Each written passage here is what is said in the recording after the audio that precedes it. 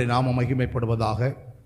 ஆராதனைக்கு வந்திருக்கின்ற எல்லோரையும் இயேசுவின் நாமத்தினாலே உங்களை அன்போடு வரவேற்பதில் மிகுந்த மகிழ்ச்சி அடைகிறேன். இந்த மே மாதம் ஆண்டவருடைய சமூகத்தில் நான் ஜெபித்த போது, ஆண்டவரே, எங்களுடைய சபைக்காக எந்த வார்த்தையை நீ தருகிறீர் என்று நான் கேட்டபோது, ஆண்டவர் என்னுடைய நினைவில் தந்த வசனத்தை இப்பொழுது நாம் எல்லோரும் இணைந்து நாம் வாசிக்க போகிறோம்.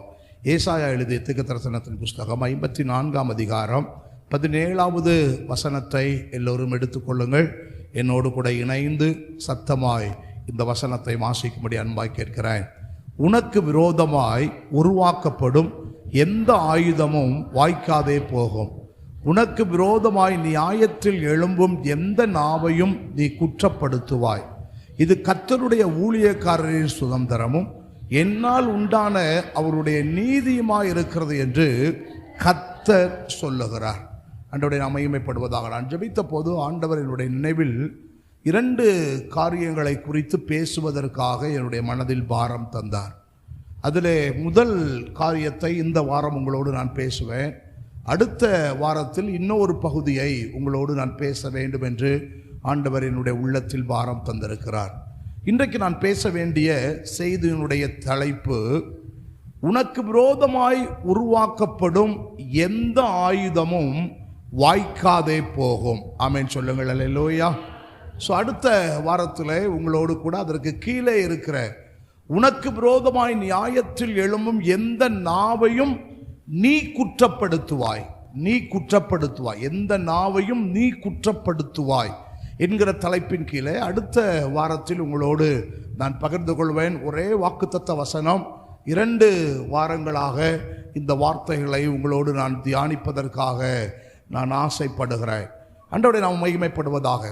கிறிஸ்தவ வாழ்க்கை என்பது நமக்கு விரோதமாக ஏராளமான ஆயுதங்கள் எழும்பி வரக்கூடிய ஒரு வாழ்க்கை என்று நாம் வேதத்தில் வாசிக்கிறோம். கிறிஸ்தவ வாழ்க்கையில் நமக்கு விரோதமாய் ஏராளமான ஆயுதங்கள் இருக்கிறது என்று மட்டுமல்ல, அந்த ஆயுதங்கள் ஒவ்வொன்றும் நம்முடைய வாழ்க்கையில் நம்மை தாக்குகின்றது என்பதையும் நம்முடைய வாழ்க்கையில் நாம் அறிய முடியும். நம்முடைய வாழ்க்கையில் 3 விதமான ஆயுதங்கள் நமக்கு விரோதமாய் எழும்பி வருகிறது என்கிற தலைப்பிலிருந்து உங்களோடு இன்றைக்கு ஆண்டவருடைய வார்த்தையை நான் உங்களோடு பிரசங்கிக்க போகிறேன். நமக்கு விரோதமாய் 3 விதங்களில் நமக்கு ஆயுதங்கள் எழும்பி வருகிறது. முதலாவது, கொடுமையான ஆயுதம் என்று ஒரு ஆயுதம் நமக்கு விரோதமாய் எழும்பி வருகிறது. இரண்டாவது, தந்திரமுள்ள ஆயுதங்கள், தந்திரமுள்ள ஆயுதங்கள் என்று சொல்லக்கூடிய ஆயுதங்கள் நமக்கு விரோதமாய் எழும்பி வருகிறது. மூன்றாவது, கண்ணுக்கு தெரியாமல் மறைந்து செயல்படக்கூடிய சில ஆயுதங்கள், கண்ணுக்கு தெரியாமல் மறைந்து செயல்படக்கூடிய சில ஆயுதங்கள். எந்த ஒரு ஆயுதமாக இருந்தாலும் இந்த 3 விதமான ஆயுதத்திற்கு உட்பட்ட நிலைமையில்தான் அந்த ஆயுதங்கள் நமக்கு விரோதமாய் கிரியை செய்கிறது. ஒருவேளை கொடுமையின் ஆயுதமாக இருந்தாலும், தந்திரம் உள்ள ஆயுதமாக இருந்தாலும், கண்ணுக்கு தெரியாமல் மறைந்திருக்கின்ற ஆயுதமாக இருந்தாலும், இந்த ஆயுதங்கள் எல்லாம் நமக்கு விரோதமாய் எழும்பி வரும் என்று வேதம் சொல்லுகிறது. இந்த ஆயுதங்கள் எதுவாக இருந்தாலும் இந்த ஆயுதங்கள் எல்லாமே உருவாக்கப்படுகின்ற ஒன்றாகத்தான் இருக்கிறது என்று நாம் பார்க்கிறோம். எந்த ஒரு ஆயுதமும் உருவாக்கப்படாமல் இல்லை, அந்த ஆயுதங்கள் உருவாக்கப்படுகிறது. அந்த ஆயுதங்கள் உருவாக்கப்படுவதற்கு அந்த ஆயுதத்தை திட்டமிட்டு உருவாக்குகிறார்கள். அதனால தான் அந்த ஆயுதங்கள் எளிதாய் நம்மளால் புரிந்து கொள்ள முடியலை. அந்த ஆயுதங்கள் எல்லாமே திட்டமிட்டு உருவாக்கப்படுகிறது. எல்லா ஆயுதங்களையும் தயார் செய்யும் போது உயர்ந்த தரமுள்ள ஆயுதமாகத்தான் அதை தயார் செய்கிறார்கள். அந்த ஆயுதம் உருவாக்கப்படும் போது அதனுடைய தரத்தில் எந்த சமரசமும் அவர்கள் செய்து கொள்வது இல்லை. எந்த விதமான தவறும் அவர்கள் செய்யக்கூடிய ஆயுதத்தில் ஏற்பட்டுவிடக்கூடாது என்று, தவறு நடைபெறக்கூடாது என்கிறதுல ஒரு ஆயுதம் செய்யும் போது, இல்லை என்றால் ஏதாவது ஒரு விரோதமாய் செயல்படக்கூடிய ஒன்றை செய்யும் போது எந்த தவறும் நடந்துவிடக்கூடாது என்று சொல்லி மிக கவனம் எடுத்து அந்த ஆயுதத்தை அவர்கள் செய்வார்கள். அது மட்டுமல்ல, அந்த ஆயுதம் பரீட்சை பார்த்த பின்புதான் பயன்பாட்டுக்கே அவர்கள் கொண்டு வருவார்கள். ஆண்டவருடைய நாமம் மகிமைப்படுவதாக. எந்த ஒரு வெப்பனா இருந்தாலும், எந்த ஒரு ஆயுதமாக இருந்தாலும், இவைகள் எல்லாம் செய்த பின்புதான் திட்டமிட்டு பரீட்சை பார்த்து தவறு நடந்துவிடக்கூடாது என்று நல்ல தரமுள்ளதாய் கண்டறிந்து அதற்கு பின்புதான் அதை பயன்பாட்டுக்கு அவர்கள் கொண்டு வருவார்கள். ஆனால் வேதம் சொல்லுகிறது, இது இந்த ஆயுதம் எப்படிப்பட்ட ஆயுதமாக இருந்தாலும், ஒருவேளை கொடுமையின் ஆயுதமாக இருந்தாலும், தந்திரம் உள்ள ஆயுதமாக இருந்தாலும், கண்ணுக்கு தெரியாமல் மறைந்திருக்கின்ற ஆயுதங்களாக இருந்தாலும், எப்படிப்பட்ட ஆயுதமாக இருந்தாலும், ஆண்டவர் இந்த மே மாதம் உங்களுக்கும் எனக்கும் வாக்கு பண்ணுகிறார், எந்த ஆயுதமும் வாய்க்காமல் போகும். ஆமென் சொல்லுங்கள். அல்லேலூயா. உனக்கு விரோதமாய் உருவாக்கப்படுகிற எந்த ஆயுதமும் வாய்க்காமல் போகும் என்று கர்த்தர் இந்த மாதம் நமக்கு வாக்கு பண்ணுகிறார். ஒருவேளை கண்ணுக்கு தெரியாத ஆயுதமா இருக்கலாம், ஒருவேளை தந்திரமுள்ள ஆயுதமா இருக்கலாம், ஒருவேளை அந்த ஆயுதம் ஒரு கொடுமையான ஒரு ஆயுதமா இருக்கலாம். எந்த ஆயுதமா இருந்தாலும் ஆண்டவர் வாய்க்காமல் போக பண்ணுவதற்கு அவர் சர்வ வல்லமையுள்ள தேவனாய் இருக்கிறார். வாய்க்காதே போகும் என்கிற வார்த்தையினுடைய அர்த்தம் என்ன என்று சொன்னால், எந்த நோக்கத்துக்காக நமக்கு விரோதமாய் ஆயுதங்கள் உருவாக்கப்பட்டதோ அந்த நோக்கம் நிறைவேறாமல் போவதற்கு தேவன் உதவி செய்வார் என்று அர்த்தம். ஆமென் சொல்லுங்கள். அல்லேலூயா. ஒரு ஆயுதம் நமக்கு விரோதமாய் உருவாக்கப்பட்டு, என்ன நோக்கத்துக்காக அந்த ஆயுதம் நமக்கு விரோதமாய் உருவாக்கப்பட்டு, என்ன நோக்கத்துக்காக அந்த ஆயுதத்தை நமக்கு விரோதமாய் அனுப்பினார்களோ, ஆனால் தேவன் அதை நிறைவேற விடாமல் தடை பண்ணுவதற்கு சர்வ வல்லமை உள்ளவர். அதுதான் அதனுடைய அர்த்தம். இன்னும் ஒரு விதத்தில் நான் சொல்லுகிறேன், துன்மார்க்கன் நீதிமானுக்கு விரோதமாய் இருந்த இந்த காரியத்தை தேவன் வாய்க்காமல் பண்ணி போக பண்ணுவார். துன்மார்க்கன் நீதிமானுக்கு விரோதமாய் செய்யக்கூடிய ஒவ்வொரு காரியத்தையும் தேவன் வாய்க்காமல் போக பண்ணுவார் என்று அந்த வாய்க்காதே போம் என்கிற வார்த்தையினுடைய அர்த்தமாய் உங்களுக்கு சொல்லுகிறேன். துன்மார்க்கன் எந்த நோக்கத்துக்காக இந்த ஆயுதத்தை உருவாக்கினானோ, ஆனால் தேவன் தம்முடைய நோக்கம் நிறைவேறுவதற்காக அந்த ஆயுதத்தை நமக்கு நன்மையாக மாற பண்ண வல்லமையுள்ளவராய் இருக்கிறார். அவன் உருவாக்கப்பட்ட நோக்கம், நமக்கு விரோதமாய் அந்த ஆயுதத்தை அவன் அனுப்பியதனுடைய நோக்கம் ஒருவேளை நம்மை கெடுப்பதற்காக இருக்கலாம், நம்மை அழிப்பதற்காக இருக்கலாம், ஒருவேளை நம்முடைய வாழ்க்கையில் இருக்கிற எல்லாவற்றையும் ஒன்றுமில்லாமல் ஆக்க வேண்டும் என்பதற்காக அவன் அனுப்பி இருக்கலாம். ஆனால் தேவன் அதையெல்லாம் நன்மையாக மாற பண்ண வல்லமை உள்ளவராய் இருக்கிறார். ஆமென் சொல்லுங்க. எனக்கு விரோதமாய் உருவாக்கப்படும் எந்த ஆயுதமும் வாய்க்காமல் போகும் என்று விசுவாசிகள் நாம் இந்த மாதம் முழுவதும் அறிக்கை செய்ய வேண்டும். ஆமென் சொல்லுங்க.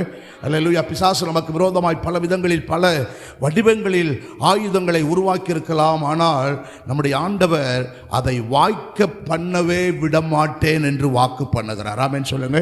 பக்கத்தில் இருக்கவங்க கையை பிடிச்சு சொல்லுங்க, உனக்கு விரோதமாய் உருவாக்கப்பட்ட ஆயுதம் வாய்க்காமல் போகும். சொல்லுங்க.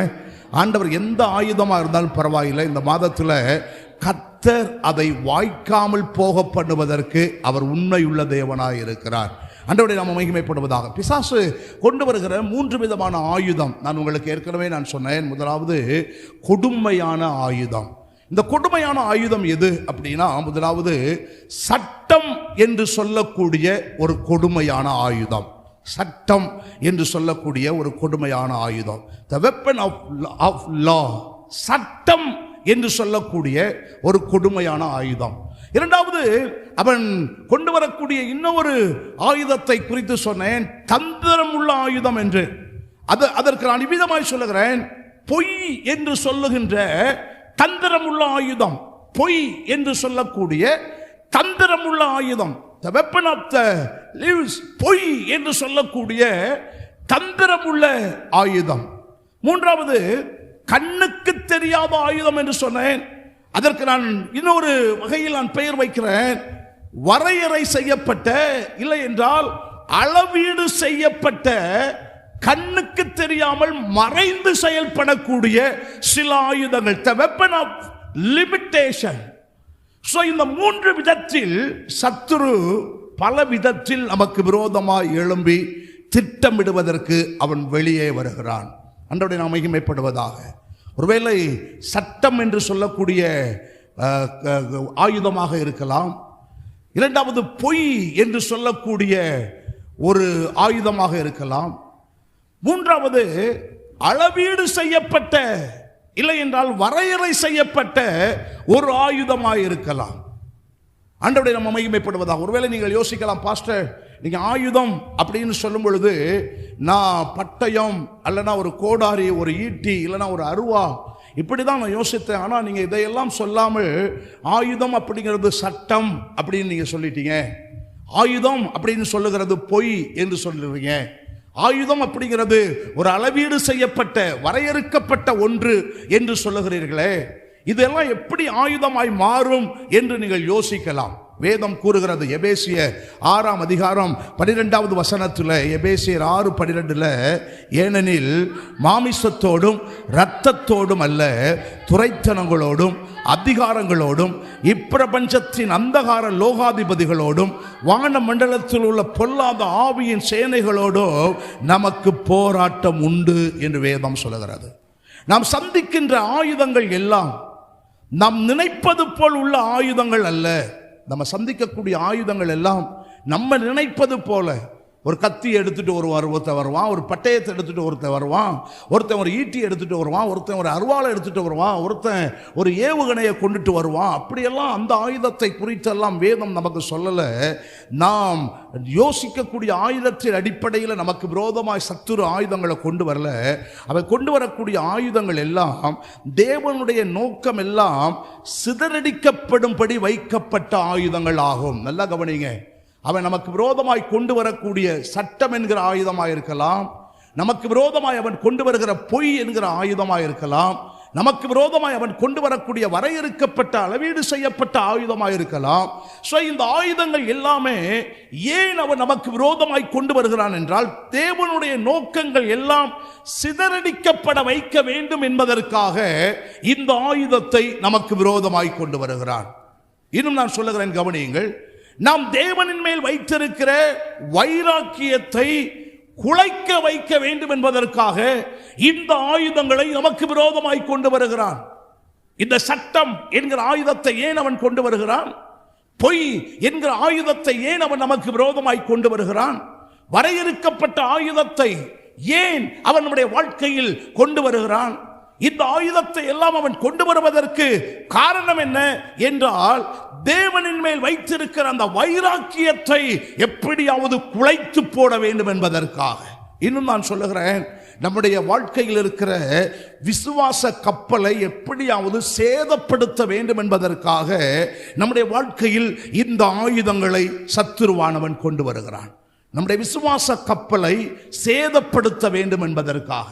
விசுவாசிகள் ஒவ்வொருவரும் நம்ம ரொம்ப கவனமா இருக்கணும். ஆண்டவருடைய நாம மகிமைப்படுவதாக.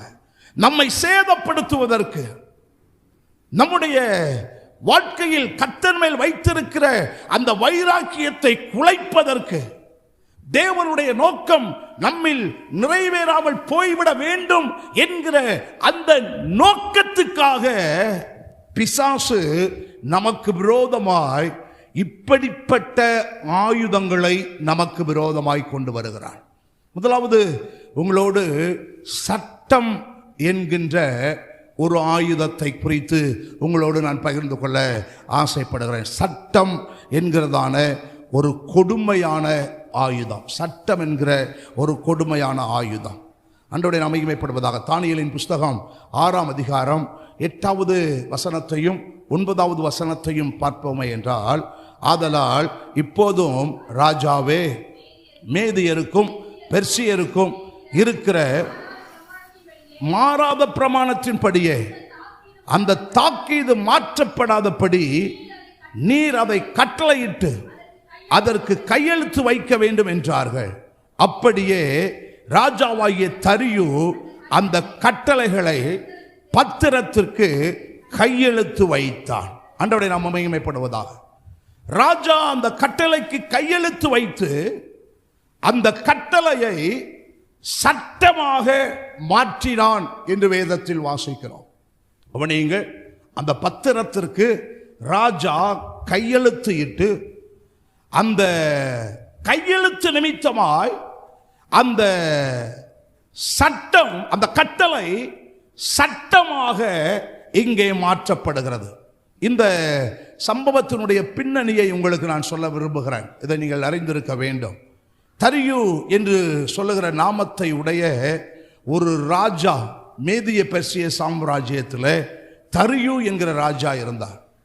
இவர் மேதிய பெர்சிய சாம்ராஜ்யத்தில் ராஜாவாய் இருந்தது மட்டுமல்ல, இவருடைய நாட்களில் தேசத்தின் காரியங்களை எல்லாம் விசாரிக்க வேண்டும் என்பதற்காக 120 பேர்களை விசாரணைக்காரர்களாக 120 பேரை விசாரணைக்காரர்களாக நியமித்து இந்த 120 பேரையும் மேற்பார்வை செய்வதற்கு 3 விதமான தலைவர்களை இவன் தெரிந்தெடுத்தான். இந்த 3 தலைவர்களில் ஒருவர் தான் தானியேல் என்பவரும் இந்த 3 தலைவர்களில் ஒருவர். ஆண்டவரே நாம் மகிமைப்படுவதாக. இந்த தானியேல் இந்த பெர்சிய சாம்ராஜ்யத்தை சார்ந்தவர் அல்ல. நல்லா கவனிங்க. இந்த தானியேல் எருசலேமில் இருந்து பாபிலோனுக்கு அகதியாக பிடிக்கப்பட்டு வந்த சிறை கைதிகளில் ஒருவர் தான் இந்த தானியேல். ஆண்டவரே நாம் மகிமைப்படுவதாக. ஆனால் இந்த தானியேல் செய்யக்கூடிய எல்லா காரியத்திலையும் அவர் ஞானமாய் செய்தார் என்று வேதம் சொல்லுகிறது. ஆண்டவருடைய நாமம் மகிமைப்படுவதாக. அவர் செய்த எல்லாமே ஞானமாய் செய்தாராம். அவர் அப்படி ஞானமாய் செய்கிறார் என்பதை ராஜா அறிந்து தானியேலை உயர்ந்த நிலையில் அவரை உயர்த்தி வைத்தார். தானியேலின் புஸ்தகம் 6ஆம் அதிகாரம் 3வது வசனத்தில் நம்ம வாசிக்கிறோம், தானியேலுக்குள்ளே மற்றவர்களிடம் காணப்படாத ஒரு விசேஷித்த ஆவி இருந்தது என்று வேதம் கூறுகிறது. மற்றவங்களுக்குள்ள இல்லாத ஒரு விசேஷித்த ஆவி தானியேலுக்குள்ள இருந்துச்சு. தானியேலுக்கு தேவன் ஒரு சிறப்பான வரத்தை கொடுத்து வைத்திருந்தார். அதனால ராஜா அதை பார்த்து தானியேலை எல்லாவற்றை காட்டிலையும் அவரை உயர்ந்த நிலைமையில் வைத்தாராம். ஆமென் சொல்லுங்கள் அல்லேலூயா. இந்த தானியேல் பெர்சிய ராஜ்யத்தை சார்ந்தவன் அல்ல என்று நான் ஏற்கனவே சொன்னேன். எருசலேமில் இருந்து சிறை பிடித்து கொண்டு வந்த நபர்களில் ஒருவர். பெர்சிய ராஜ்யத்தில் இருக்கிற ஒருவரை தெரிந்து கொள்ளாமல் இந்த உயர்ந்த ஒரு பதவியில் ஒரு சிறைப்பிடிக்கப்பட்டு கொண்டு வந்த ஒரு அடிமையை ராஜா இந்த அளவுக்கு உயர்த்தி இருக்கிறார் என்று சொல்லி அங்க இருக்கிற பெர்சியர்கள் எல்லோரும் இணைந்து, நல்லா கவனிங்க, அங்க இருக்கக்கூடிய பெர்சியர்கள் எல்லோரும் இணைந்து தானியேலுக்கு விரோதமாக ஒரு குற்றத்தை கண்டுபிடிக்க வேண்டும் என்று சொல்லி தானியேலுக்கு விரோதமாய் ஒரு குற்றத்தை அவர்கள் கண்டுபிடிக்க வேண்டும் என்று விரும்புகிறார்கள். ஆண்டவருடைய நாமம் மகிமைப்படுவதாக. நல்லா கவனிக்கணும். நீங்க எப்பொழுதெல்லாம் உயர்வு வருகிறதோ அப்பொழுது எல்லாம் நமக்கு தெரியாமலேயே சில எதிராளிகளும் நமக்குள்ளே உருவாக்கப்படுவார்கள். எப்பெல்லாம் நம்ம உயர்த்தப்படுறோமோ, எப்பொழுதெல்லாம் நமக்கு அற்புதம் நடக்கிறதோ அன்றைக்கெல்லாம் அப்பொழுதெல்லாம் நமக்கு தெரியாமலேயே சில எதிராளிகளும் நமக்கு உருவாக்கப்படுவார்கள். நம்ம விரும்பினாலும் விரும்பாவிட்டாலும் நமக்கு ஒரு உயர்வு வருகிறது என்றால் அதற்கு எதிராக சில காரியங்கள் உருவாக்கப்பட்டே தான் தீரும். தானியேல் மேல் பாருங்க, இந்த பெர்சியர்கள் குற்றம் கண்டுபிடிக்கிறாங்க. ஒரு உயர்வை தானியேலுக்கு கொடுத்த போது இந்த பெர்சியர்கள் தானியேல் மேல் குற்றத்தை கண்டுபிடிக்கிறாங்க. இந்த குற்றத்தை தேடி கண்டுபிடிக்க வேண்டும் என்று நினைச்சாங்க. ஆனால் அவனிடத்தில் ஒரு குற்றத்தை கூட அவர்களால் கண்டுபிடிக்க முடியவில்லை. அவர்கள் கண்டுபிடித்த ஒரே குற்றம், அவன் ஜெபம் பண்ணுகிறான். இஸ்ரவேலின் தேவனை நோக்கி அவன் ஒவ்வொரு நேரமும் அவன் ஜெபிக்கக்கூடியவன் என்கிற ஒரு குற்றத்தை மட்டும்தான் அவர்கள் கண்டுபிடித்தார்கள். வேறு எந்த குற்றத்தையும் அவர்களால் கண்டுபிடிக்க முடியவில்லை. எனவே இந்த குற்றத்தை, இவன் ஜெபிக்கக்கூடியதை குற்றமாக கொண்டு வர வேண்டும் என்று தானியேலுக்காகவே ஒரு சட்டத்தை உருவாக்க வேண்டும் என்று ஒரு சட்டத்தை உருவாக்குகிறாங்க. ஆமென் சொல்லுங்கள் அல்லேலூயா. யாருக்காக? ஜெபிக்கக்கூடிய தானியேலுக்காகவே ஒரு சட்டத்தையே உருவாக்குறாங்க. ஒரு தனி மனிதனாகிய தாவீதை அழிப்பதற்காக உருவாக்கப்படுகிற சட்டம், ஒரு தனி மனிதனாகிய தானியேலை அழிப்பதற்காக ஆயுதமாய் உருவாக்கப்படுகிற சட்டம். ஆண்டவருடைய நாமம் மகிமைப்படுவதாக. இந்த சட்டத்தில் மாற்றம் கொண்டு வந்தாச்சுன்னா, அந்த சட்டத்தில் மாற்றம் கொண்டு வந்து விட்டால் ஒரே நாள் இரவுல தானியேலை குற்றவாளியாக மாற்றிவிடலாம் என்று சொல்லி இவர்கள், இந்த பெர்சியர்கள், இந்த சட்டத்தை அவர்கள் கொண்டு வருகிறார்கள். இந்த ஆயுதம் ஏற்கனவே இருந்த ஆயுதம் அல்ல, இப்பொழுதுதான் இந்த ஆயுதத்தை அவர்கள் உருவாக்குகிறார்கள். நல்லா கவனிங்க, இந்த சட்டம் என்கிற ஆயுதம் ஏற்கனவே இருந்த ஆயுதம் அல்ல, இப்பொழுதுதான் அந்த சட்டத்தை உருவாக்குகிறார்கள். பாருங்கள், பிசாசு இந்த இந்த இடத்துல மிக கண்ணுக்கு தெரியாத விதத்தில், ஆண்டவருடைய நாமம் மகிமைப்படுவதாக, மறைமுகமாய் மிகவும் பொல்லாத ஒரு ஆயுதத்தை இங்கே தானியேலுக்கு விரோதமாய் உருவாக்குகிறான். எப்படி உருவாக்கப்படுகிறது இந்த ஆயுதம்? கவனியுங்கள், 2 காரியங்களை உங்களுக்கு சொல்லுகிறேன். இந்த ஆயுதம் எப்படி உருவாக்கப்படுகிறது? முதலாவது, ஆட்சி செய்கிற ராஜாவுக்கு தெரியாமலேயே மோசடி செய்து இந்த சட்டம் உருவாக்கப்படுகிறது. ராஜாவுக்கு தெரியாமலேயே மறைமுகமாக மோசடி செய்து இந்த சட்டத்தை உருவாக்குகிறார்கள். இரண்டாவது, இந்த சட்டம் ஏன் உருவாக்கப்படுகிறது? ஒரு நீதிமானுக்கு அழிவை கொடுக்க வேண்டும், ஒரு நீதிமானுக்கு ஆபத்து வர வேண்டும் என்கிற நோக்கத்துக்காக இந்த சட்டத்தை அவர்கள் உருவாக்குகிறார்கள். ஆண்டவருடைய நாமம் மகிமைப்படட்டும். இந்த ராஜாவை எப்படி சிக்க வச்சாங்க? தானியேலின் புஸ்தகம் 6ஆம் அதிகாரம் 7வது வசனத்தை பாருங்கள். தானியேலின் புஸ்தகம் 6ஆம் அதிகாரம் 7வது வசனம், எவனாகிலும் 30 நாள் வரையில் ராஜாவாகிய உம்மை தவிர எந்த தேவனையாகிலும் மனுஷனையாகிலும் நோக்கி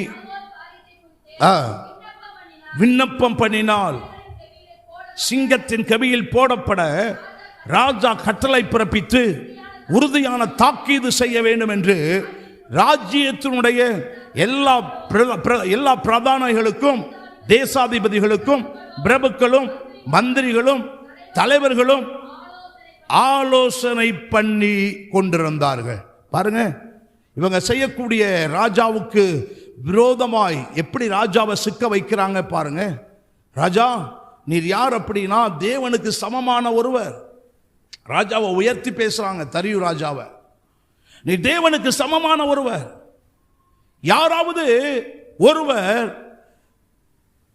அவருடைய வாழ்க்கையில உயர்த்தி, அந்த ராஜாவை உயர்த்தி 30 நாள் உம்மை தவிர வேற யாரும் வணங்கக்கூடாது, இத நீ சட்டமாய் கொண்டு வர வேண்டும். அப்படி வணங்கினால் அவர்கள் என்ன செய்யப்பட வேண்டும்? சிங்கத்தின் கவிக்குள்ளே தூக்கி போடப்பட வேண்டும். ராஜாவை மேன்மையாய் சொல்லி, ராஜாவை முகஸ்துதி செய்து, ஆண்டவருடைய நாமம் மகிமைப்படுவதாக, ராஜாவை முகஸ்துதி செய்து, ராஜாவை ரொம்ப பெருமையா பேசி ராஜாவை கீழே தள்ளி விடுகிறார்கள். அவரை யோசிக்கையே விடலை. யாராவது ஒருவர் நம்ம மீது குற்றம் சாட்டும் போது அதை நம்ம கவனிப்போம், ஆனால் ஒருவர் நம்மை புகழ்ந்து பேசும் போது அதை நம்ம ஒருபோதும் கவனிக்க மாட்டோம், அதில் அதிகமான சந்தோஷம் அடைஞ்சிருவோம். ஒருத்தர் நம்மளை குற்றமாக பேசுனாங்க அப்படின்னா, என்னை ஏன் குற்றமாக பேசுனாங்க அப்படின்னு நம்ம கவனிப்போம். ஆனால் ஒருத்தர் உங்களை மாதிரி ஒரு ஆள் இல்லவே இல்லை, நீங்கள் எவ்வளோ பெரிய ஆள் தெரியுமா, எவ்வளோ பெரிய வல்லவர் தெரியுமா, எவ்வளோ பெரிய நல்லவர் தெரியுமா, உங்களை மாதிரி உலகத்தில் யாரையுமே பார்க்க முடியாது அப்படின்னு ஒருத்தரை பேசிட்டோம் அப்படின்னா நம்மகிட்ட என்ன குற்றம் இருக்கு அப்படின்னு யாருமே நம்மளை கண்டு கொள்ளவே மாட்டோம். நம்மளை தலையில தூக்கி வச்ச மாதிரி யோசிப்போம். என்ன நடக்கிறது என்பதை நாம் யாரும் யோசிக்க முடியாது. ஆண்டவருடைய நாமம் மகிமைப்படுவதாக. நீங்க கவனிக்கணும், யாராவது ஒருவர் என்னை குற்றம் சாட்டினால் அது தவறு அப்படின்னு யாராவது நீங்க யோசிப்பீங்கன்னா, அப்படி இல்லைன்னா ஒருவர் என்னை புகழ்ந்து பேசினால் அது நல்லது அப்படி நீங்க நினைச்சீங்க அப்படின்னா நீங்க தவறு செய்கிறீர்கள் என்று அர்த்தம். தவறு செய்றீங்கன்னு அர்த்தம். ஒருத்தர் என்னை குற்றமே சொல்லக்கூடாது, எப்பவுமே என்னை புகழ்ந்து பேசணும் அப்படின்னு ஒருபோதும் கர்த்தருடைய பிள்ளைகள் நினைக்கவே கூடாது. இங்கிலாந்து தேசத்தில் உள்ள ராஜா ஒருத்தர் பிரதமராக இருந்தவர், வின்சென்ட் செட்ரில்ஸ் அப்படிங்கிறவர். அவர் சொல்றாரு, நீங்கள் என் மேல் குற்றம் சாட்டுகளை சொன்னால் உங்களுக்கு பதில் சொல்வதற்கு எனக்கு ஒரு வாய்ப்பு கிடைக்கிறது. ஆனால் என்னை நீங்கள் முகஸ்துதி செய்து புகழ்ந்து பேசினால் நான் ஆபத்தில் இருக்கிறேன் அப்படிங்கிறார். அந்த வின்சென்ட் அப்படிங்கிறவர் அவர் சொல்கிறார், அந்த ஒரு பிரதமர் அவர் சொல்கிறார், இங்கிலாந்து தேசத்தினுடைய உள்ள பிரதமர், என் மேலே நீங்கள் குற்றம் சாட்டினால் உங்களுக்கு பதில் சொல்லுவதற்கு எனக்கு ஒரு வாய்ப்பு கிடைக்கிறது. நீங்கள் என் மேலே குற்றம் சாட்டாமல் என்னை புகழ்ந்து பேசினால், முகஸ்துதி செய்தால் என்னைய ஆபத்தில் என்னை தள்ளி விடுகிறீர்கள் அப்படிங்கிறார். நெப்போலியன் உங்களுக்கு எல்லாருக்கும் தெரியும். நெப்போலியன் தன்னுடைய புத்தகத்தில் எழுதும்போது அவர் இவ்விதமாய் சொல்லுகிறார், என்னுடைய குற்றத்தை காண்பிக்கிற ஒரு நண்பன் எனக்கு இல்லாமல் போவானாகில் என்னுடைய குற்றத்தை காண்பிக்கக்கூடிய ஒரு எதிரியை எனக்கு தாரும் அப்படின்னு கேட்கிறான். என்னுடைய குற்றத்தை காண்பிக்கக்கூடிய ஒரு நண்பன் எனக்கு இல்லாமல் போவானாயாகில் என்னுடைய குற்றத்தை காண்பிக்கக்கூடிய ஒரு எதிரியை எனக்கு தாரும் அப்படிங்கிறான். அன்றைய நாம் மகிமைப்படுவதாக. பெர்சியா ராஜா எல்லாரும் சேர்ந்து அவனை புகழ்ந்து பேசுனதுனால ஒருவர் கூட எதிராய் பேசலை. அப்படி எதிராக யாராவது பேசியிருந்தாங்க அப்படின்னா தரியு ராஜா யோசித்திருப்பார். ஆனால் இந்த ராஜா அவங்க யோசிக்கவே விடலை. யோசிக்கவே விடாமல் புகழ்ந்து பேசியதை கேட்டபோது உடனே ராஜா அந்த பத்திரத்துக்கு கையெழுத்து போட்டு விட்டார். ஆண்டவருடைய நாமம் மகிமைப்படுவதாக. அந்த அந்த அந்த புகழ்ச்சியில் ராஜா மயங்கி சட்டத்தை உருவாக்கி விட்டார். பவுல் குறிப்பிடும் பொழுது சொல்லுகிறார், என்னை உயர்த்தாதபடிக்கு ஆண்டவர் எனக்கு ஒரு முள் கொடுத்திருக்கிறார். அது எப்பெல்லாம் என்னை நான் உயர்த்தணும்னு நினைக்கிறேனோ அப்போதெல்லாம் அந்த முள் என்னை குட்டுது அப்படிங்கிறார். ஆண்டவரை நம்ம மகிமைப்படுவதாக. விழுந்து போன தூதன் லூசிபர், அவன் விழுந்து போவதற்கு காரணம் என்ன? நான் தேவனுக்கு சமமாவேன் அப்படின்னு அவனுடைய மனதுக்குள் அந்த எண்ணம் வந்ததுனால தான் பரலோகத்திலிருந்து அந்த லூசிபர் கீழே தள்ளப்பட்டான்.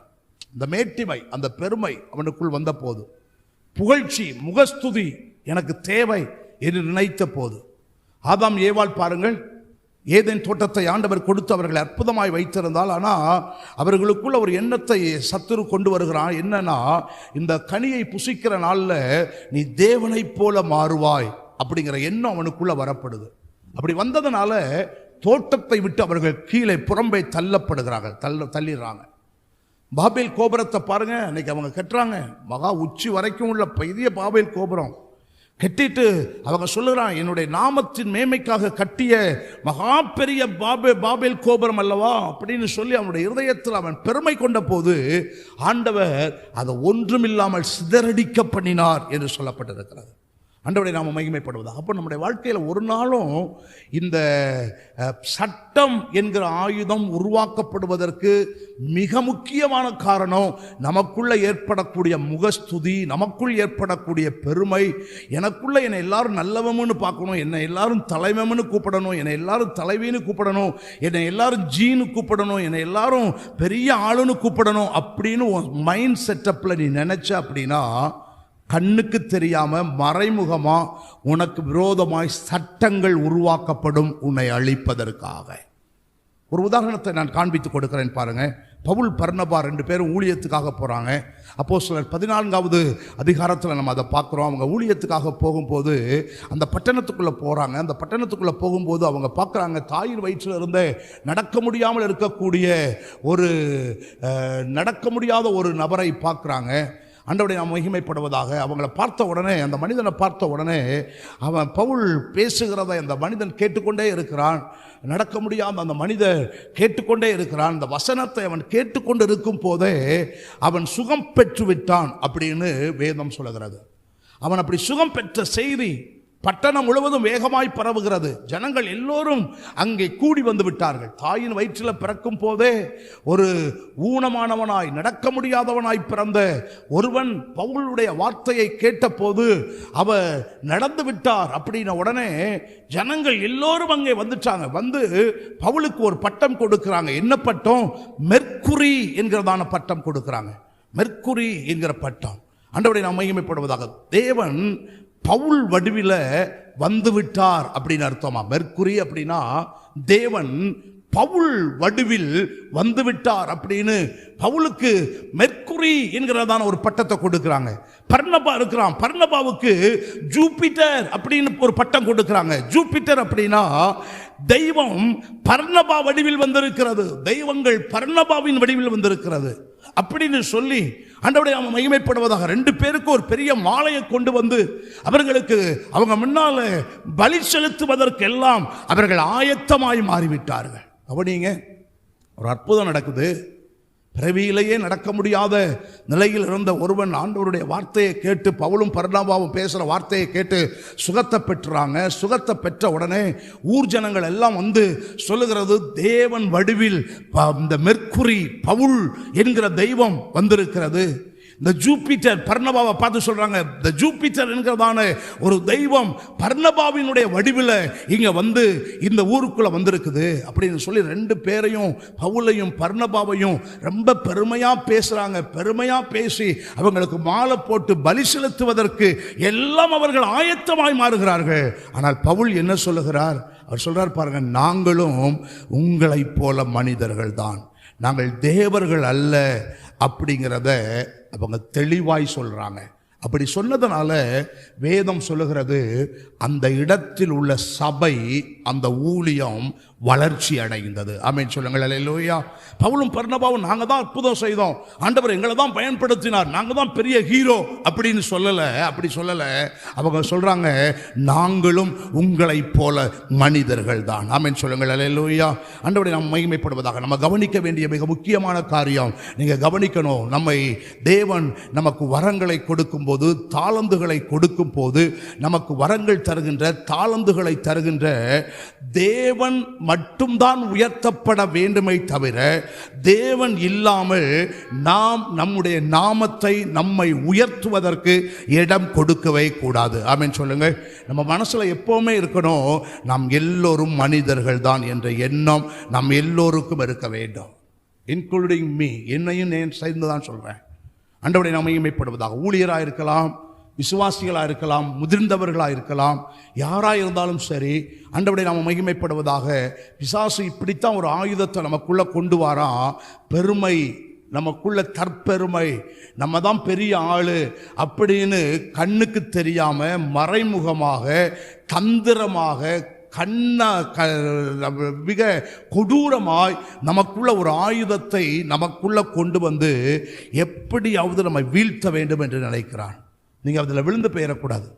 வரம் தாளந்து கொடுத்த தேவன் மட்டுமே உயர்த்தப்பட வேண்டும். ஆமென் சொல்லுங்க. தரியு ராஜா அவர்கள் புகழ்ந்து பேசிய போது ஒரு நீதிமானுக்கு விரோதமாக ஒரு சட்டத்தை கொண்டு வரக்கூடியதாய் மாறிவிட்டார். ஒரு நீதிமானுக்கு விரோதமாக ஒரு சட்டத்தையே கொண்டு வந்துட்டார். எதற்கு? அவனை முகஸ்துதி பண்ணி அவனை புகழ்ந்து பேசியது நிமித்தம் ஒரு நீதிமானுக்கு விரோதமாய் ஒரு சட்டமே ஏற்றப்பட்டு விட்டது.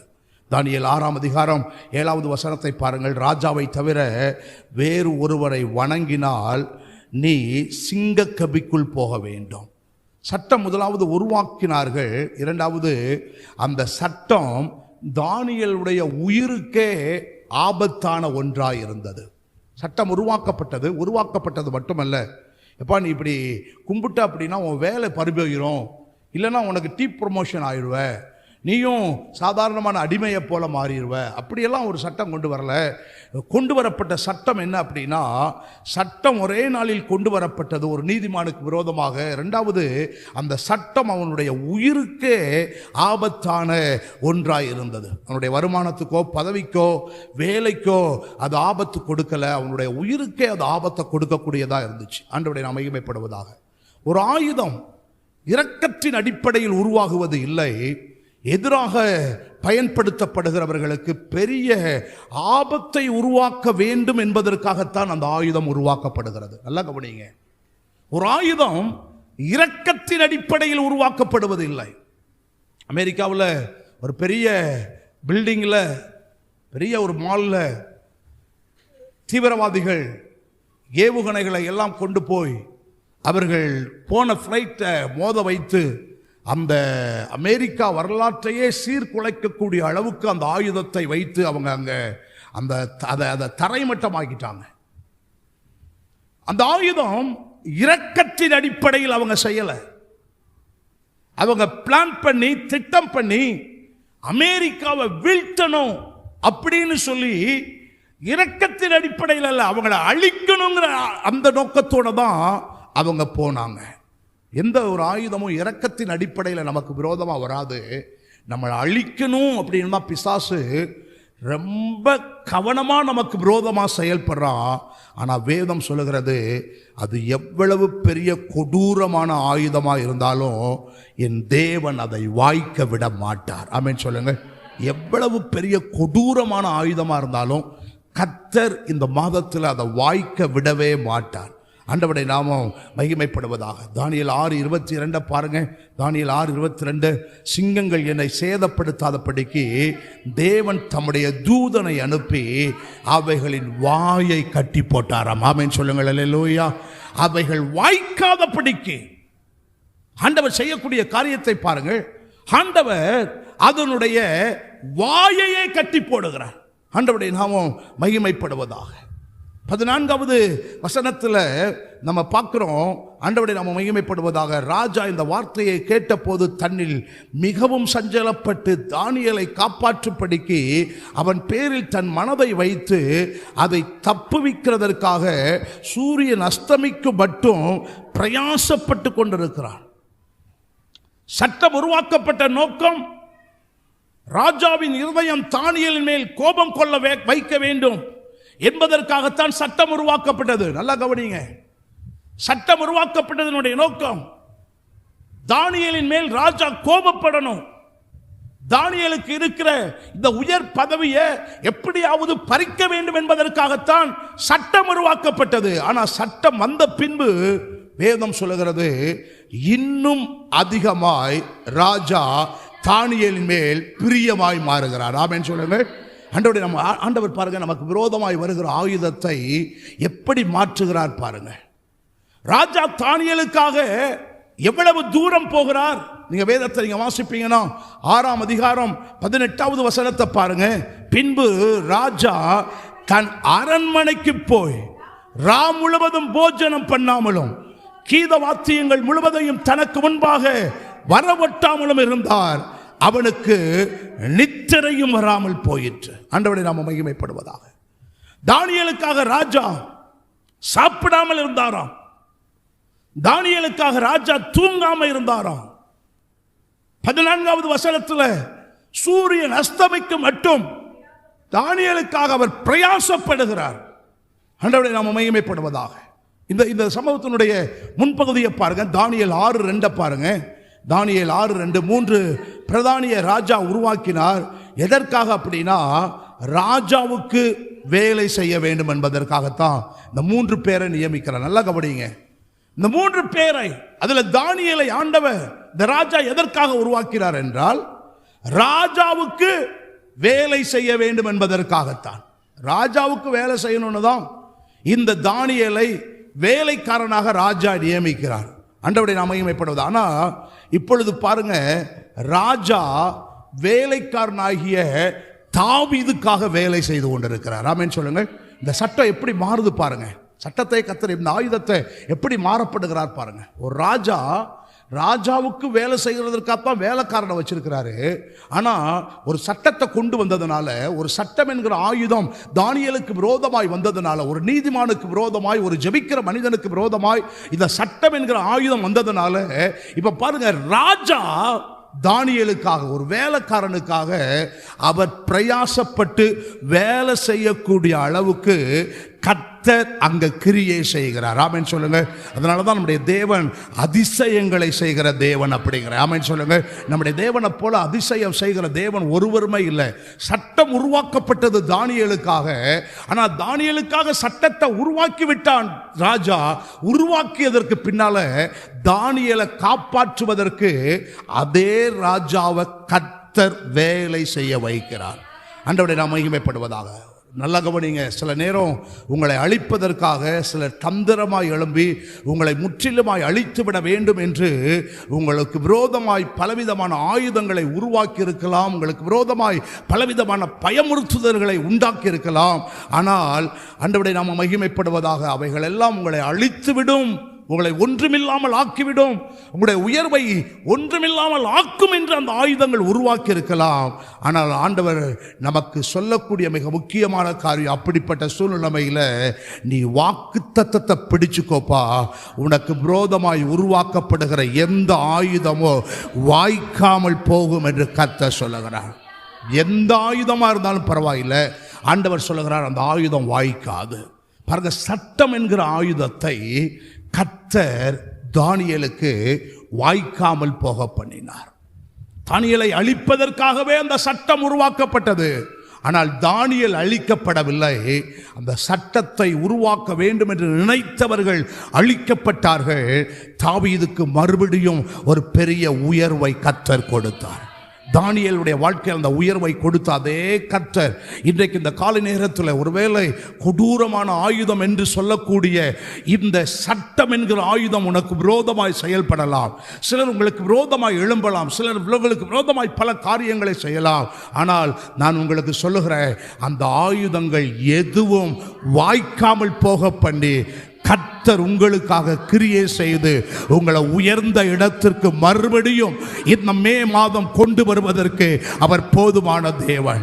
எதை இழந்தீர்களோ, எது உங்களை விட்டு கை போனதோ, எது உங்களுக்கு வேண்டும் என்று நினைத்தீர்களோ, அந்த உயர்வை, அந்த மேன்மையை இந்த மாதம் கர்த்தர் நிச்சயம் உங்களுக்கு கொடுக்க வல்லமையுள்ள தேவன்.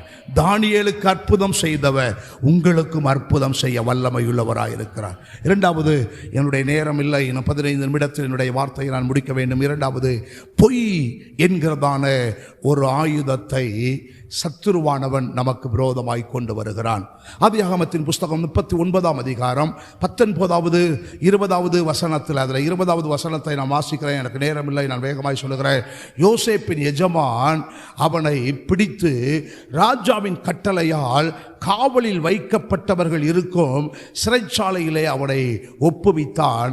அந்த சிறைச்சாலையில் அவன் இருந்தான். ஆண்டவருடைய நாமம் மகிமைப்படுவதாக.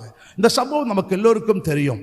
இங்கே உண்மையுள்ள ஒரு மனிதனாய் இருந்த யோசேப்புக்கு விரோதமாய் ஒரு பொய்யின் ஆயுதம் உருவாக்கப்படுகிறது.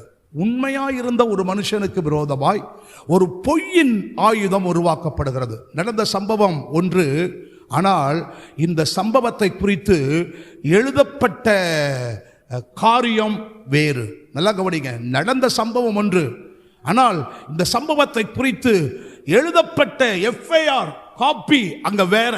நடந்தது ஒன்று, எழுதப்பட்டது ஒன்று. குற்றவாளியாய் இருக்கிறவர்கள் குற்றம் சாட்டப்படாமல் ஒரு நேர்மையாய் இருந்த ஒருவர் பொய்யாய் குற்றம் சாட்டப்படுகிறார். குற்றவாளியாய் இருந்த ஒருவர் குற்றம் சாட்டப்படல, ஒரு நேர்மையாயிருந்த ஒருவர் குற்றம் சாட்டப்படுகிறார். குற்றம் செய்தவன் விடுதலையாக்கி வெளியே வந்து நிற்கிறான். குற்றம் செய்யாதவன் சிறைச்சாலைக்குள்ளே அடைக்கப்படுகிறான். குற்றம் செய்தவன் வெளியே நிற்கிறான். போர்த்திபாருடைய மனைவி, அவ குற்றம் செஞ்சவ, அவ வெளியே நிற்கிறான் விடுதலையாகி. குற்றம் செய்யாதவன், உண்மையுள்ளவன், அவன் மேல் பொய்யாய் வழக்கு போட்டு அவனை சிறைச்சாலையில் அடைக்கிறார்கள். போர்த்திபாருடைய மனைவி தான் குற்றவாளி. வேதத்தை நீங்கள் வாசிப்பீங்கன்னா ஆதியாகமம் 39:7 நம்ம பார்க்குறோம். சில நாள் சென்ற பின் அவனுடைய எஜமானின் மனைவி யோசேப்பின் மேல் கண் போட்டு என்னோட சயனி என்கிறாள். 10வது வசனத்தை பாருங்கள். அவள் நித்தம் நித்தம் யோசேப்போடு இப்படி பேசிக்கொண்டு வந்து அவளோடு சயனிக்கவும் அவளுடைய இருக்கவும் சம்மதிக்கவில்லை. 12வது வசனத்தை பாருங்கள். 39:12 அவனுடைய வஸ்திரத்தை பற்றி பிடித்து என்னோடு சயனி என்றால் அவனோ தன் வஸ்திரத்தை அவன் கையில் விட்டு வெளியே ஓடி போனான்.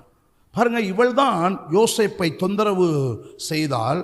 ஆனால் பொய்யும் யோசேப்பின் மேல் சொன்னது இவள்தான். யோசேப்பை தொந்தரவு செய்தது இவதான். யோசேப்பின் மேல பொய்யான ஆயுதத்தை ஏவி விட்டவளும் இவள்தான்.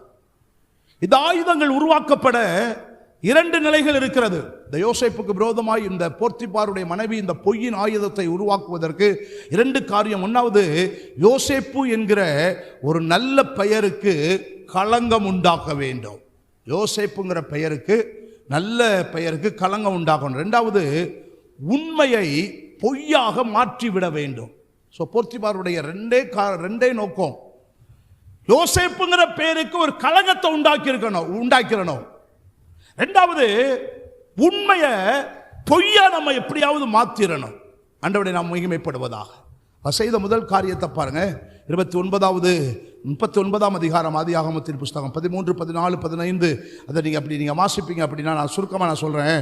அவள் தன் வஸ்திரத்தை அவள் கையில் விட்டு வெளியே ஓடி போனதை அவள் கண்டபோது, அவன் வஸ்திரம் கூட எனக்கு தேவையில்லை, வஸ்திரத்தை விட்டுட்டு என் பரிசுத்தத்தை காத்துக்கொள்ளணும்னு அவன் வெளியே ஓடி வரான்.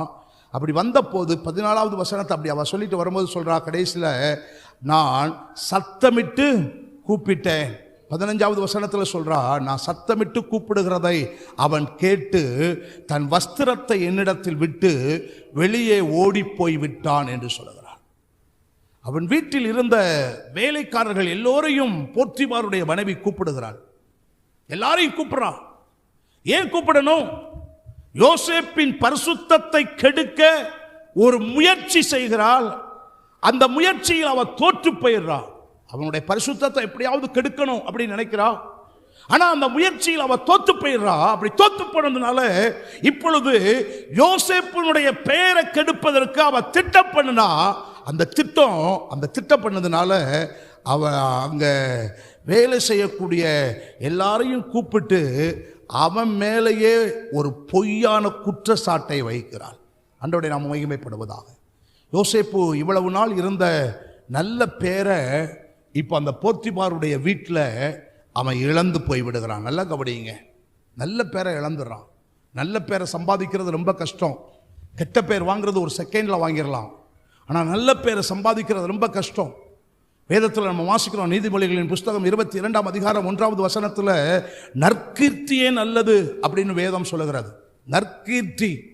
இன்னும் நீதிமொழிகளின் புஸ்தகம் பிரசங்கியின் புஸ்தகம் 7ஆம் அதிகாரம் 1வது வசனத்தில் பரிமள தைலத்தை காட்டிலும் நற்கீர்த்தி ரொம்ப நல்லதுங்கிறார். பரிமள தைலத்தை காட்டிலையும் நற்கீர்த்தி நல்லது அப்படிங்கிறார். பொய் என்று சொல்லுகிற இந்த ஆயுதம் நமக்கு இருக்கிற நல்ல பெயரை கெடுக்கக்கூடிய ஒன்றாய் மாறிவிடுகிறது. யோசேப்புக்கு இருக்கக்கூடிய நல்ல பெயரை இந்த பொய் என்கிற ஆயுதம் கெடுக்கக்கூடியதாய் மாறுகிறது. சாட்சியத்தை எல்லாமே போர்த்திபாருடைய மனைவி தன் பக்கமாய் திருப்பி விடுகிறாள். சாட்சியத்தை எல்லாம் போர்த்திபாருடைய மனைவி தன்னுடைய பக்கமாய் திருப்பி விடுகிறாள். ஆதியாகமம் 39ஆம் அதிகாரம் 16வது வசனத்தில் வாசிக்கிற அவருடைய எஜமான் வீட்டுக்கு வருமளவும் அவனுடைய வஸ்திரத்தை தன்னிடத்தில் வைத்திருந்து, யோசேப்பு விட்டு சென்ற வஸ்திரத்தை அவளுக்கு சாட்சியாகவே அதை வைத்திருக்கிறாள். யோசேப்பு செய்த நன்மை அது, ஆனா அது தீமையாக மாறுகிறது. பரிசுத்தத்துக்காக விட்டு வந்த வஸ்திரம் இப்ப பாருங்க சாட்சியாய் மாறி விட்டது. யோசேப்பை சிறைச்சாலையில போட்டாங்க. நமக்கு விரோதமாய் தந்திரம் உள்ள பொய் என்கிற ஆயுதங்கள் வாய்க்காதே போகும் என்று வேதம் சொல்லுகிறது. ஆனால் யோசேப்புக்கு விரோதமாய் பொய் என்கிறதான ஆயுதத்தை சொல்லி ஒரு பரிசுத்தம் உள்ளவனை குற்றவாளியாக மாற்றி சிறைச்சாலைக்குள்ளே போட்டார்கள். ஒரு பெண்ணின் பொய் நிமித்தம், நல்லா கவனிங்க, ஒரு பெண்ணினுடைய பொய் நிமித்தம் யோசேப்பின் எதிர்காலமே சிறைப்பிடிக்கப்பட்டு விட்டது. ஒரு பொய் நிமித்தம் யோசேப்பினுடைய எதிர்காலமே சிறைப்பிடிக்கப்பட்டு விட்டது. ஒரு பொய் நிமித்தம் யோசேப்புக்குள் இருந்த சமாதானமே பறி போயிருச்சு. இப்போ எப்படி அவன் சமாதானமா இருக்க முடியும்? அவனுக்குள் இருந்த சமாதானமே பறி போய் விட்டது. ஒரு பொய் நிமித்தம் அவனுடைய உறவுகள் எல்லாவற்றையும் அவன் இழக்க வேண்டிய சூழ்நிலை ஆகிவிட்டது. ஒரு பொய் நிமித்தமாய் அவனுக்குள் ஆண்டவர் தந்த தரிசனம், அவனுக்குள் ஆண்டவர் தந்த திட்டங்கள் எல்லாவற்றையும் அவன் மறக்க வேண்டிய நிலைமை மாறிவிட்டது. ஒரு பொய் நிமித்தம் நம்பிக்கை முழுவதும் இல்லாமல் போய்விட்டது. ஒரு பொய் அப்படிங்கிற ஒரு ஆயுதம், பொய் அப்படிங்கிற ஒரு ஆயுதம். ஒரு பெண் ஒரு பரிசுத்தவானுக்கு விரோதமாய் ஒரு பொய்யாய் ஒரு குற்றச்சாட்டு சொன்னதுனால யோசேப்பினுடைய வாழ்க்கையில் நம்பிக்கையே இப்பொழுது இல்லாமல் போய்விட்டது. ஆண்டவரை நாம் மகிமைப்படுவதாக. இதை போல ஒருவேளை உங்கள் வாழ்க்கையில் யாரோ ஒருவர் உங்களுக்கு விரோதமாய் ஒரு ஆயுதத்தை ஏவியது நிமித்தம், உனக்கு விரோதமாய் ஒருத்தர் சாட்சி சொன்னது நிமித்தம், உனக்கு விரோதமாய் ஒருத்தர் எழும்பி ஒரு பொய் சொன்னது நிமித்தம், ஒருவேளை யோசேப்பின் வாழ்க்கையைப் போல உன் நம்பிக்கையே இல்லாமல் போயிருக்கலாம். உன் வேலையை இழந்திருக்கலாம், உங்களுடைய குடும்பத்தில் இருக்கிற சொத்துக்களை எல்லாம் இழந்திருக்கலாம், உங்களுக்குள்ள இருந்த ஆஸ்திகள் எல்லாம் இழந்திருக்கலாம். ஒரு பொய் நிமித்தம், ஒரு இழப்பு நிமித்தம் உங்களுக்குள்ள எல்லாவற்றையும் நீங்கள் இழந்து, ஒருவேளை நம்பிக்கையே இல்லாமல் என் தரிசனம் என்னாச்சு, என்ன பண்ணுறது ஒன்றுமே தெரியலையே, என் வாழ்க்கை இப்படி மாறி போயிருச்சே அப்படின்னு நீங்கள் யோசிக்கலாம். ஆண்டவரை நம்ம மகிமைப்படுவதாக பாருங்க. இப்போ யோசேப்புடைய வாழ்க்கையை பாருங்க. போத்திபாருடைய மனைவி இப்போ நல்லவளா ஆயிட்டா. யோசேப்பு உலகத்தினுடைய பார்வையில் குற்றவாளியாக மாறிவிட்டான். போத்திபாருடைய மனைவி உலகத்தினுடைய பார்வையில் இப்ப நல்லவளா மாறிட்டா. ஆனால் யோசேப்பு பரிசுத்தமாக இருந்தவன் உலகத்தாருடைய பார்வையில் ஒரு குற்றவாளியாய் மாற்றப்படுகிறான். ஒருவேளை நம்முடைய வாழ்க்கையில் கூட இது நடக்கும். சத்துரு இப்படித்தான் சில நேரங்கள் நம்முடைய வாழ்க்கையில் கண்ணுக்கு தெரியாத தந்திரம் உள்ள இப்படிப்பட்ட ஆயுதங்களை உனக்கு விரோதமாய் கொண்டு வந்து உன்னை ஒன்றுமில்லாத அளவுக்கு ஒரு குற்றவாளியாய் நிறுத்தக்கூடிய அளவுக்கு சத்துரு சில ஆயுதங்களை உனக்கு விரோதமாய் கொண்டு வருவார். ஆனால் ஆண்டவர் இதை எப்படி மாற்றி போட்டார் நீங்கள் கவனிக்கணும். ஆண்டவர் எப்படி இதை மாற்றி போடுகிறார். ஆதியாகமத்தின் புஸ்தகம் 39ஆம் அதிகாரம் 19-20வது வசனத்தை பாருங்க.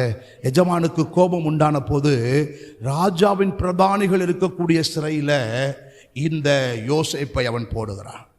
யோசேப்பு ஒரு அடிமை. அவனை விலைக்கு வாங்கி கொண்டு வந்திருக்கிறான். இவன் குற்றம் செய்யும் பொழுது இவனுக்கு கொடுக்கக்கூடிய சிறை சாதாரணமாக இருக்கக்கூடிய மக்கள் இருக்கக்கூடிய சிறைச்சாலையில் தான் இவனை போடணும். ஆனால் போத்திபார் இவன் அந்த சாதாரணமாக இருக்கிற சிறைச்சாலையில் போடாமல், நல்லா கவனிங்க, சாதாரணமாக இருக்கிற சிறைச்சாலையில் போடாமல் ராஜாக்களுடைய பிரதானிகள் ராஜாக்களுடைய மந்திரிகள் தவறு செய்யும் போது அவர்களுக்கு கொடுக்கக்கூடிய ஒரு VIP சிறைச்சாலை இருந்தது. அந்த சிறைச்சாலைக்கு இந்த யோசேப்பை அவன் அங்கே அடைக்க சொல்லுகிறான். ஆண்டவரை நம்ம மகிமைப்படுவதாக. யோசேப்பு ஒரு அடிமை, சாதாரணமாக நம்ம சிறைச்சாலையில் தான் அடைக்கப்பட்டு இருக்கணும். ஆனால் பிரதானிகள் ராஜாக்கள் அந்த VIPs இருக்கக்கூடிய அந்த சிறைச்சாலையில் அவனை அடைத்தார்கள். சாதாரணமான சிறைச்சாலையில் அவன் வைக்கப்பட்டிருந்தா எப்படியாவது அவன் வெளியே வந்திருக்கலாம். ஆனால் ராஜாவினுடைய பிரதானிகள் இருக்கக்கூடிய அந்த உயர் அதிகாரிகள் இருக்கக்கூடிய அந்த சிறைச்சாலையில் இருந்து அவன் வெளியே வரணும் அப்படின்னா ராஜாவினுடைய உத்தரவு இல்லாமல் அவன் வெளியே வரவே முடியாது. இவனுடைய எதிர்காலமே முடிந்து விட்டது. இனி யோசேப்பு வெளியே வர முடியாது அப்படின்னு போத்திபாருடைய மனைவி நினைத்திருக்க வேண்டும். யோசித்திருப்பா, என் கூட இவன் வந்து சயனிக்க சொன்ன, என் கூட அவன் வரல, இவன் என்னை இவ்வளோ அசிங்கப்படுத்திட்டால, இவனை ஒன்றும் இல்லாமல் ஆக்கணும். சாதாரணமானவங்க இருக்கிற சிறைச்சாலையில் போட்டால் என்னத்தையோ காசை கீசை கொடுத்து ஏதாவது கள்ளக்குறிச்சி ஹாஸ்பிட்டலில் கொண்டு வச்சுக்கிறோம். AMC ஹாஸ்பிட்டலில் விரலெல்லாம் எடுக்கணும்னு சொல்கிறாங்க. என்ன பண்ணணுன்னே தெரியலை. மேல் சிகிச்சைக்கு வேறு வழியே இல்லைன்னு சொன்னாங்க. என்ன பண்ணுறது? நாங்கள் உடனே சொன்னேன், கோயம்புத்தூர் கங்கா ஹாஸ்பிட்டலுக்கு கொண்டு போங்க. உடனே அவனை தூக்கிட்டு உடனே ஒரு ஆம்புலன்ஸ் பிடிச்சி கங்கா ஹாஸ்பிட்டலுக்கு போங்க, அங்கே போய் நீங்கள் இது பண்ணுங்க அப்படின்னு சொல்லி அவங்களை அங்கே அட்மிஷன் போட சொன்னேன். அங்கே போன போது நரம்பு எலும்புகள் எல்லாம் அப்படியே நஞ்சு போயிடுச்சு. கரும்பு நஞ்ச மாதிரி நஞ்சிருச்சு.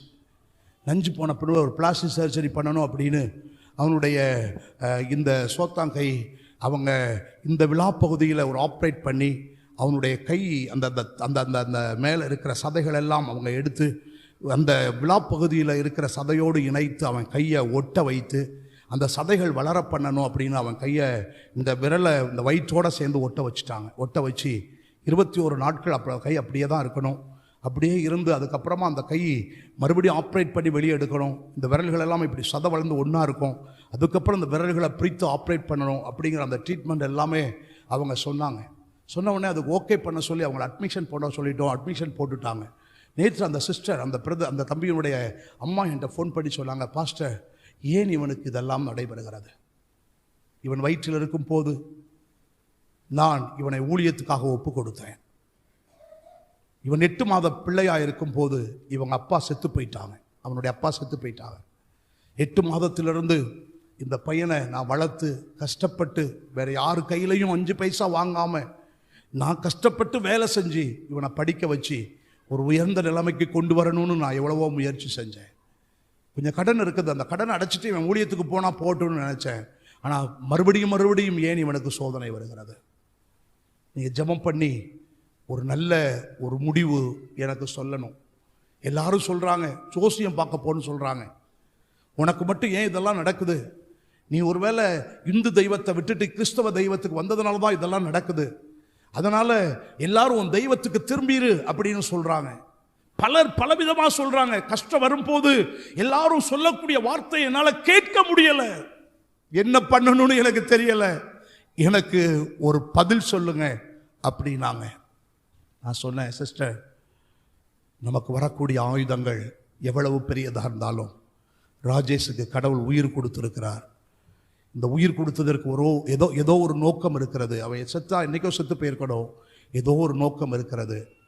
இந்த உண்மையை கர்த்தர் பார்த்து இன்னும் உனக்கு உயர்வை கொடுப்பார் அப்படிங்கிறத நீங்கள் மறந்து விடாமல் நீங்கள் ராஜேஷுக்கு சொல்லுங்கள், உயர்வு உண்டு அப்படின்னு.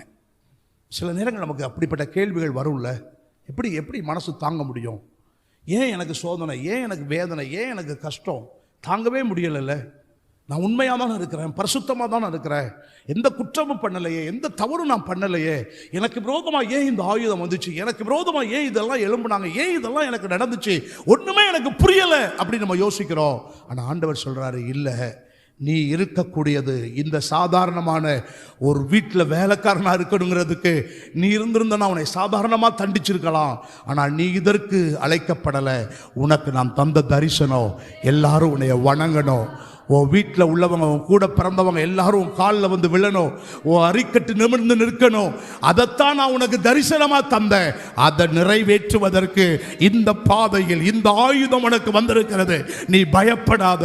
ஆண்டவர் சொல்லுகிறார், இந்த ஆயுதம் வாய்க்காமல் போகும். ஆமென் சொல்லுங்க. இந்த ஆயுதம் வாய்க்காது. 5 நிமிஷம் மட்டும் நான் எடுத்து முடிச்சிடுறேன். 5 நிமிஷம். 3வது, வரைமுறை, அளவீடு என்று சொல்லக்கூடிய ஒரு ஆயுதம். அளவீடு என்கிறதான ஒரு ஆயுதத்தை சத்துரு நமக்கு விரோதமாய் கொண்டு வர, கண்ணுக்கு தெரியாத மறைத்து வைத்திருக்கிற ஒரு ஆயுதம். 1 சாமுவேலின் புஸ்தகம் 17ஆம் அதிகாரம். நான் சவுல் தாவீதுனுடைய வாழ்க்கையிலிருந்து நான் சொல்கிறேன், ஒரு 2 நிமிஷத்தில் சொல்லி முடிச்சிடுறேன். இதை நீங்கள் பார்ப்பீங்கன்னா, இப்போ பாருங்க, கோலியாத் இஸ்ரவேல் ஜனத்துக்கு விரோதமாய் வந்து நிற்கிறார். இப்போ தாவீது வருகிறான். தாவீது வந்த போது சவுல் சொல்லுகிறார், என்னுடைய வஸ்திரத்தை நீ வைத்துக்கொள், என்னுடைய தலைச்சீராவை நீ வைத்துக்கொள். அவர் சொல்றாரு, எனக்குள்ள எல்லாத்தையும் நீ வச்சுக்கோ, என்னுடைய கேடகத்தை நீ வச்சுக்கோ, என் வஸ்திரத்தை வச்சுக்கோ, என் கவசத்தை நீ வச்சுக்கோ, என் பட்டயத்தை நீ வச்சுக்கோ. நீ வச்சுட்டு இதை அணிந்து கொண்டு நீ அவனோடு யுத்தம் செய்யப்போ. ஆண்டவரை நாம் மகிமைப்படுவதாக. ஆனால் இங்கே தாவீது சொல்கிறான், அதெல்லாம் போட்டு பார்க்குறான். போட்டு பார்த்துட்டு அவன் சொல்கிறான், இதெல்லாம் எனக்கு பழக்கமே இல்லை. நீ ராஜா. ஆனால் அவன் சொல்கிறான், இதெல்லாம் எனக்கு பழக்கமே இல்லை. சவுல் அவனுடைய எண்ணம், நீ கோலியாத்தை வீழ்த்த வேண்டுமே அப்படின்னா நீ உன்னை என் ஊடாகத்தான் வெளிப்படுத்தணும். ஏன் பட்டயத்தை கொண்டு போய் தான் நீ கோலியாத்தை வீழ்த்தணும். என்னுடைய தலைசீராவை வச்சு தான் நீ கோலியாத்தை வீழ்த்தணும். ஏன் ஈட்டியத்தான் கொண்டு போனோம், ஏன் வஸ்திரத்தை தான் நீ விடுத்திட்டு போனோம். அவனுடைய எண்ணம் முழுவதும், சவுளுடைய எண்ணம் முழுவதும், உன்னை என் ஊடாக வெளிப்படுத்துங்கிறான். ஆண்டவரை நாம் மகிமைப்படுவதாக. நீ உன்னை பாதுகாத்துக் கொள்ள வேண்டும் அப்படின்னா அதையும் நீ என் நிமித்தமாகத்தான், என்னுடைய ஆடை, என்னுடைய கேடகம், என்னுடைய பட்டயம், என்னுடைய தலைசீரா, இது நிமித்தமாகத்தான், இதை வைத்துத்தான் நீ போகணும்னு சொல்றான். ஆண்டவரை நாம் மகிமைப்படுவதாக.